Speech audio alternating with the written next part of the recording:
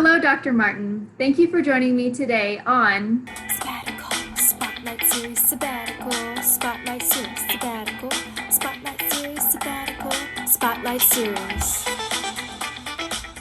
Sabbatical Spotlight Series. Hi. Professor Martin is a professor in the psychology department. She spent her winter sabbatical researching vaccine-hesitant individuals. Tell me a little bit about your sabbatical. Why did this particular topic interest you? Well, I'm interested in the topic because it's so important and it's so frustrating. I mean, we know very well that vaccines are a huge benefit, and yet despite their demonstrated effectiveness and safety, there are a number of people, and actually that number is growing, who are hesitant. They're like worried about vaccines. They think that there will be, untoward events maybe later on. And so they're really thinking that maybe they don't want to be vaccinated. And that creates a larger health risk for everyone. What do you think is the cause of this vaccine hesitance? If we knew that, we would have the Holy Grail, because then we could work effectively to fix it. So this has been a super puzzling issue. We know that there actually are a lot of reasons. People sometimes are misinformed. Sometimes people are worried that vaccine manufacturers or maybe the government are trying to profit off of them. And so it's not really about helping them, but it's about making money. Sometimes people just feel that a more natural approach is better, even though the data do not support that. And the really interesting thing that I was surprised by when I looked at other people's research is that even when you show people the negative effects of not being vaccinated. So you show them, like, what do these diseases look like if you were to get them, which is pretty horrifying, and we don't see them. So that's a suggested idea for maybe why people aren't so keen to get vaccinated, because we don't see what it's like.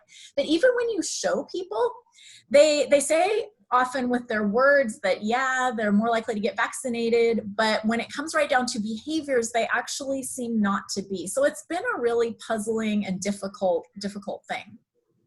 What do you think has created this climate of vaccine hesitance? One, I think if we go back to the Wakefield study, which has been retracted, and I don't know. I was going to say everybody kind of knows about that.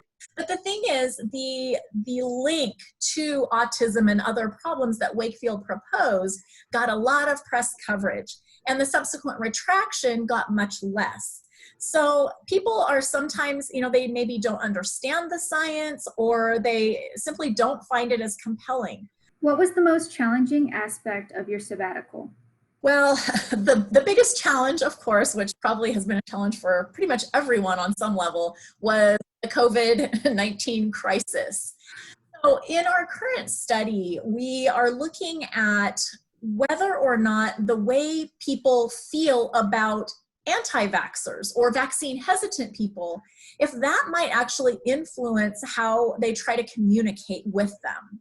So for example, if I believe vaccines are really good and you should have them and they're safe and they're important, and I'm trying to convince you, someone who does not share that view, if I feel like you're kind of dumb for thinking that, or, why aren't you informed, or I'm kind of upset at you, even though I say all the right words and I accurately inform you, my feelings and my biases against you might sort of leak through. And so non-verbally, I might be showing you that, I don't really like you that much, or I kind of think you're dumb. And honestly, if someone's sharing information with us, if we don't feel like they like us or they understand our viewpoint, that they get our perspective and where we're coming from, we're much less likely to actually take what they say into account.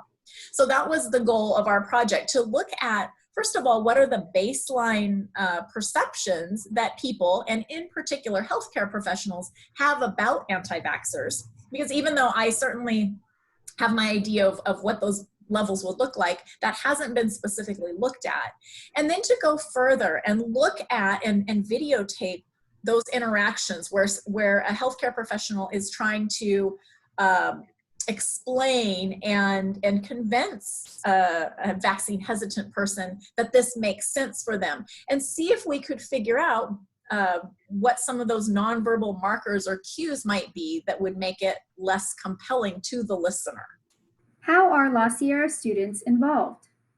So I'm working with 4 undergraduate students actually. So Toddy and Lindy and Leonard and Aaron are all helping with different aspects of the project. And we're working as a team, but each one has kind of their own subset as well. So our ultimate plan is to take all of those pieces and fit them together into one larger paper that I think will be substantive and publishable.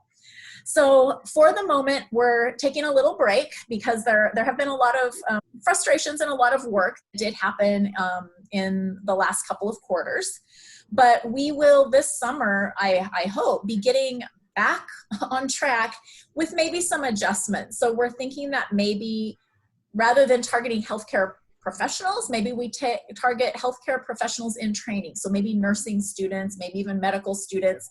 They aren't in that role yet, but they're very close to being in that role. And I would imagine that their interactions might be quite similar in many ways. Thank you for your time, Dr. Martin, and we will see you all next time on Sabbatical, Spotlight Series Sabbatical, Spotlight Series Sabbatical, Spotlight Series Sabbatical, Spotlight Series. Sabbatical Spotlight Series.